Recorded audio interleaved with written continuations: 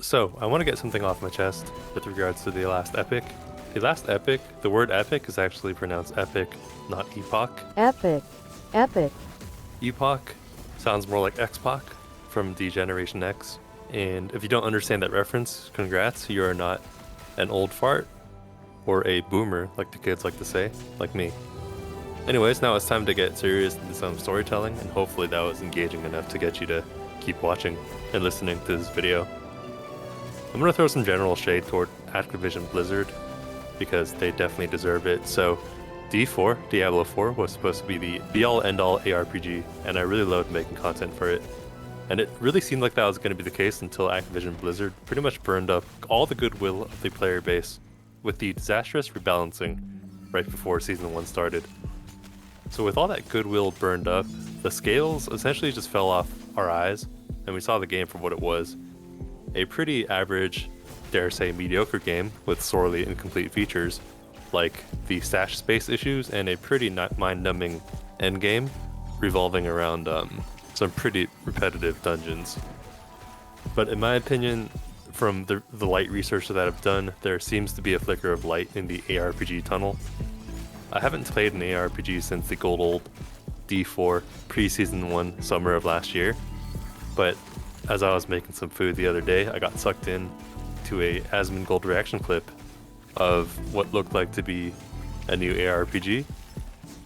I mean, honestly, the Last Epic has been in early access for a while, but I hadn't really paid close attention to it, so in my mind it was brand new, even though that's not really the case. But anyways, shout out to Asmongold's masterful editors and the people who made the new trailer for the Last Epic. The combination of both definitely got my interest peaked. So I kind of bought the game, got started, and have played a few hours over the past week. I'm using what they call the Sentinel build. Anyways, the Sentinel feels pretty meaty, but in a good way. It works really well with the really cool animations and the good art style, which seems sharp and distinct. The colors seem to pop, and even for me as someone with protanopia color blindness, the visuals seem to be pretty clear to me. A little bit more about the game. There seems to be a decent amount of depth in the skill tree, which I need to explore a little bit more before I get back to y'all. And by doing some light research, watching other creators' YouTube videos, it does seem like you can get a pretty good build within a few weeks. Let's say I stick with the Sentinel, let's say I stick with it and it feels right. It seems like there is a lot of good flexibility for trying out new skills, and it doesn't seem too punishing to swap in and swap out skills in the skill tree. Also, there's a pretty active in-game global chat, which I was pretty pleasantly surprised by, but in that in-game global chat, I've heard rumors that you can finish the campaign in 5 hours and activate the end-game content pretty quickly, so I'll have to see if that's a possibility, and I'll verify all the above. Transitioning a little bit to some of the numbers, so looking at the daily averages on Steam charts, it seems like we see a few thousand concurrent players at peak times during the weekdays.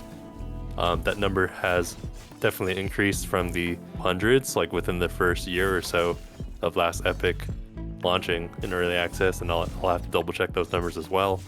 But the numbers are steadily increasing month over month, and to make some projections for when the game is fully released, I wouldn't be surprised if the Last Epic hit 100k plus concurrent max during the initial few weeks, powered by ARPG fans looking for an alternative to Diablo 4, and maybe some people from Path of Exile just interested in the Last Epic's full release.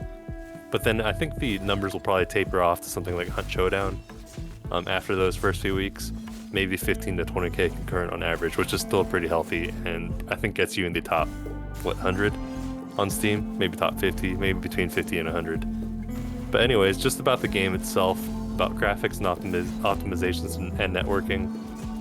Before I got the game, I saw quite a few complaints on Steam about how laggy the game can be. I do experience a lot of really weird stuttering and lagginess. When I do play Last Epic, it is quite noticeable, but it's not enough to stop me from really enjoying the game. But on the graphics side of things, it seems pretty damn good in my opinion. From a frame rate standpoint, on my laptop with a mobile 3060 from NVIDIA, of course, I average about 80 frames on max settings, at least for this version of the game, which is 0.9.2. I can't really complain there. So I guess what's next with the Last Epic? In doing this kind of video diary, I really want to figure out how challenging the game really is. It almost feels like a guilty pleasure or a cakewalk so far in the early game because of how easy it seems to be. But it's very possible that this will change as I hit more and more of the different eras in the game and get closer and closer to the end game content. I'm also really excited to see where the game plays out in the overall ARPG ecosystem. I think the max upside is pretty much a friendlier version of Path of Exile without sacrificing the depth of gameplay and the skill tree and whatnot. I don't have a full sense of what the potential downside could be. I mean, the worst case scenario is that it ends up being a watered down ARPG, even compared to Diablo 4. But given that the developers seem to have really good reputation for the Last Epoch, and given that they seem to be really responsive to the community, I really can't see the Last Epoch, which is a labor of love from developers, being worse than D4. I'd be really surprised if that was the case. As far as my content goes, I kind of need a bit of a North Star to keep me going for making content for the Last Epoch so that I don't burn out. I tend to jump around topics quite a lot on YouTube, so to kind of hedge against that, I might just try to develop a content plan of sorts for Last Epoch so I can keep myself motivated.